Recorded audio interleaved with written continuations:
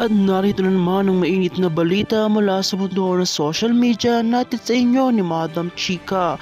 Isang malagang balita ang ating tatalakayin ngayon. Sa Vice President Sara Duterte ay nagsabi na ang kanyang paghahanda para sa mga susunod na hakbang sa gobyerno. Kabilang na ang kanyang koordinasyon sa Office of the Ombudsman at sa mga komite ng Kongreso para sa posibilidad na pag-upo at pagpalit sa kapangyarihan kay Pangulong Ferdinand Marcos Jr. Ayon kay Vice President Sara, patuloy na ang kanyang koordinasyon sa iba't ibang sangay ng gobyerno upang tiyakin ang maayos na paglipat ng kapangyarihan. Binanggit ng pangalawang pangulo at pinaghahandaan nila ang susunod na hakbang at nagpapahayag ng kahandaan na tumulong sa mga hakbangin ng gobyerno lalo na sa mga isyong may kinalaman sa pag-upo at pagpapalit ng liderato.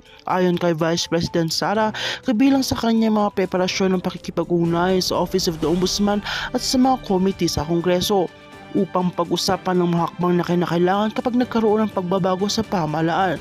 Ang aming layunin ay tiyakin na anumang posibleng pang-upo at mapangyayaring ng ayon sa batas at sa pinakamataas na pamantayan ng transparency at integrity. Napag-alaman din na kabilang sa mga nais pagtuunan ni VP Sara ay ang mga mekanismo na magsisiguro ng smooth transition sa gobyerno upang maiwasan anumang gulo o diskorupsyon sa pagpapatakbo ng administrasyon. Sinabi niyang nakahanda silang magbigay ng tulong sa mga ahensya ng gobyerno upang matiyak na ang mga serbisyong pampubliko ay hindi maapektuhan ng anumang pagbabago sa pamumunuan. Sinabi rin ng Vice Presidente na ang kanyang pagsuporta sa kasalukuyang administrasyon at ang layunin na magbigay ng serbisyo ng mamamayan ay mananatiling tapat. Gayunpaman, binagdiang diin niyang may kunong kinakailangan ay handa niya magpalampas ang kanyang liderato at magtatrabaho kasama pa pang mga sangay ng gobyerno para sa kapakanan ng bansa.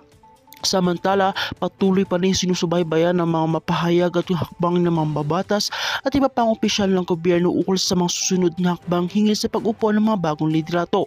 Ayon sa mga eksperto, mahalaga ang transparency at tamang proseso ng mga ganitong pagkakataon upang mapanatili ang tiwala ng mamamayan sa pamahalaan.